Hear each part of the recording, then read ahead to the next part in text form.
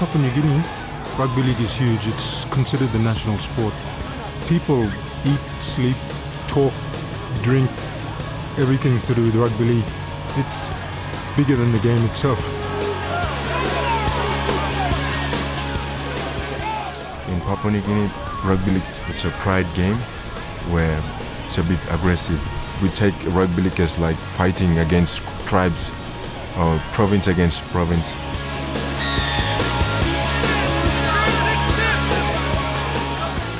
Rugby league is the national sport here. It's the number one sport that you find everywhere in the country you go. So it's crazy. People live and die for it. Papua New Guinea is the only country in the world where rugby league is the national sport. It's estimated that a third of the South Pacific nation's 7 million population regularly play the game. Matches are contested throughout the land, but nowhere is the sport more popular than in the remote Highlands region of the country. In June 2009, Transworld Sport travelled to the Highlands of Papua New Guinea to find out more about the country's passion for rugby league.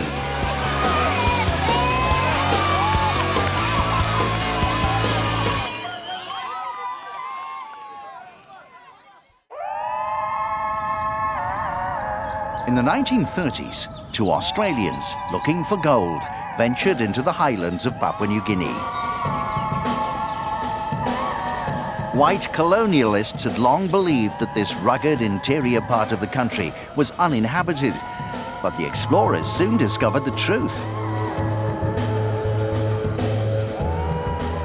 They found that the highlands were home to over 1 million people, living with no knowledge of the outside world. It didn't take long for the land that time forgot to be dragged into the 20th century. For the Highlanders, that meant dealing with a series of massive changes to their way of life in just one generation. The town of Goroka in the Eastern Highlands was at the forefront of those changes. Christian missions soon arrived. Gold mines and coffee plantations quickly transformed Goroka into the commercial centre of the Highlands. It was those early Australian gold miners some 75 years ago who first introduced rugby league into PNG. Its popularity grew over the years, and in the Highlands, the sport is often viewed as a replacement for tribal conflict. In 2009, Nigel Hukula was the captain of Goroka's rugby league team, the Lahanis.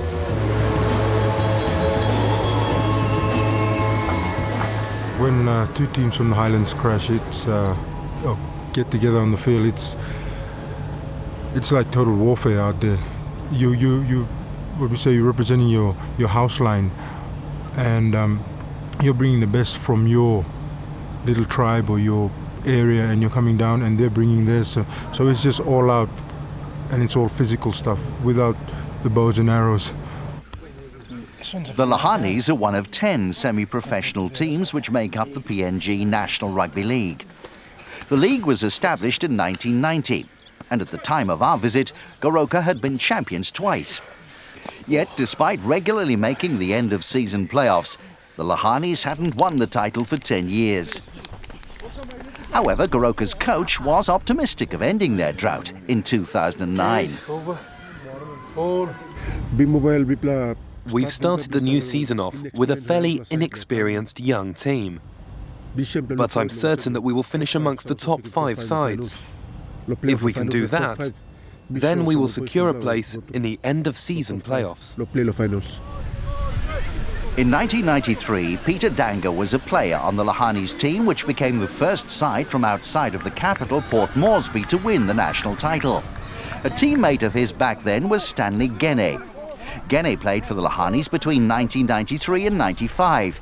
He then moved to England to play for Hull Kingston Rovers and went on to play professionally in the UK for 15 years. In that time, Stanley enjoyed huge success and became one of Papua New Guinea's most famous sons.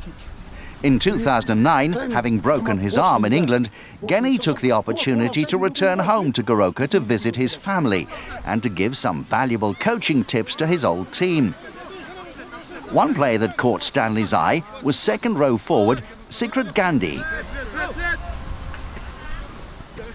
Actually, I watched him play last Sunday, and he actually carried all the other 16 on their back, and I'm really impressed with him. And I'd like to see him lead by example tomorrow. And if he does that, and hopefully, I'm actually here to look at 1 or 2 players to bring back to England, and I've brought 4 already down there. And I think he's one of my targets that I'm looking at. It's pretty nice to come back and put a week of work. It feels like I'll give something back to Goroka Lahanis. Stanley is a popular sports figure in Papua New Guinea, and he's a superstar. He's a very smart, talented sports figure, and most kids he's like a god to most of the kids and most of the rugby fanatics around Papua New Guinea. And most of us Papua New Guineans, we want to be like Stanley, and we want to follow Stanley's footsteps and go further in our career. The Lahanis players all had full-time jobs. Siegfried was a teacher. Good morning, Mr. Gande and my friends. How are you this morning? We are very well, thank you. And how are you this morning? Fine, thank you. Our national culture? Papua New Guinea's national Following the path of Stanley Gene, dozens of Papua New Guineans have played rugby league at the top level in both England and Australia. Siegfried had just broken into the PNG National Team, and it was likely that the 25-year-old would be leaving his classroom to play professionally overseas the following year. That's why they have to build houses. Like a dream come true for me if I go to England and play. It's like this one of my saying I used to say, I'll train hard and wait, maybe my chance will come. So it's a blessing to me from God if it comes true. Matches in the PNG League are usually played on Sunday afternoons. The Lahanis play their home games at a ground in the heart of Goroka, and there were always plenty of children from Mr. Gandhi's class in attendance.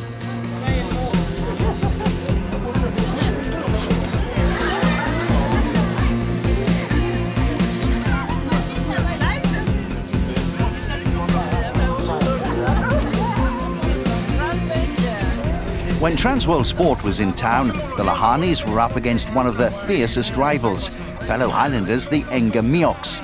As always, when these teams met, a very physical encounter was expected.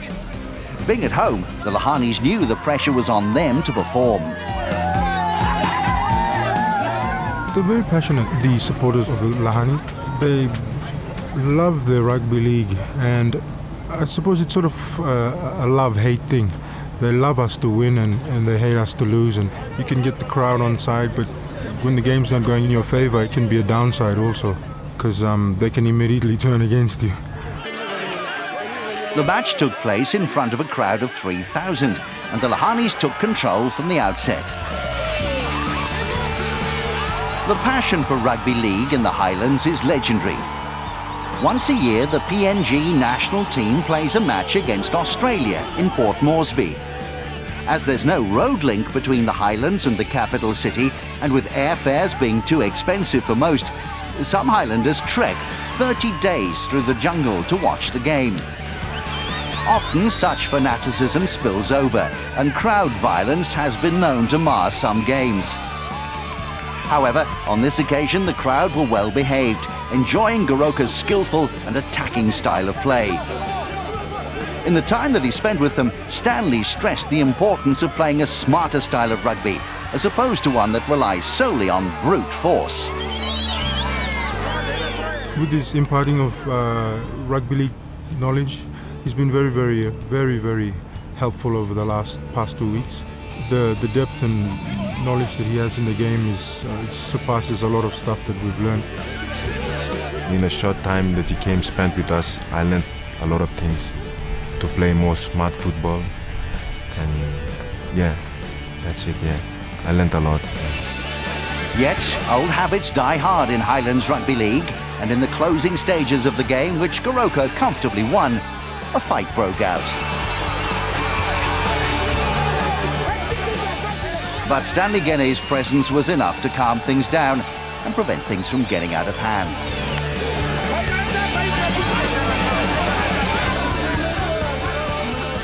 The two sets of Highlanders were united at the final whistle, and the victory kept the Goroka Lahanis on course for their first national title in 10 years.